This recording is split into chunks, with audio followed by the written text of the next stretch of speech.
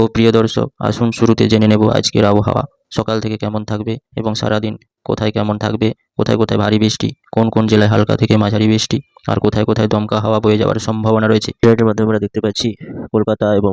খুলনা, বরিশাল এইসব উপকূলবর্তী জেলাগুলোতে এক ভয়ানক সতর্কবার্তা রয়েছে। আপাতত দপ্তর সূত্রে জানানো হচ্ছে উত্তরবঙ্গের বিভিন্ন জেলাগুলোতে এক নতুন ভয়ানক সতর্কবার্তা রয়েছে এবং পুজোর মধ্যে বিভিন্ন জেলাগুলোতে নতুন করে এক সতর্কবার্তা জারি করলো আবহাওয়া দপ্তর সূত্রে। আবহাওয়া দপ্তর সূত্রে জানানো হচ্ছে উপকূলবর্তী জেলাগুলো যেমন কলকাতা এবং হাওড়া, হুগলি, উত্তর চব্বিশ পরগনা, দক্ষিণ চব্বিশ পরগনা, খড়গপুর, পূর্ব মেদিনীপুর সহ সুন্দরবন এবং হলদিবাড়ি, খুলনা, বরিশাল, বগুড়া এইসব জেলাগুলোতে আজ থেকে আরও করে ঠান্ডা পড়ার সম্ভাবনা রয়েছে এবং কক্সবাজার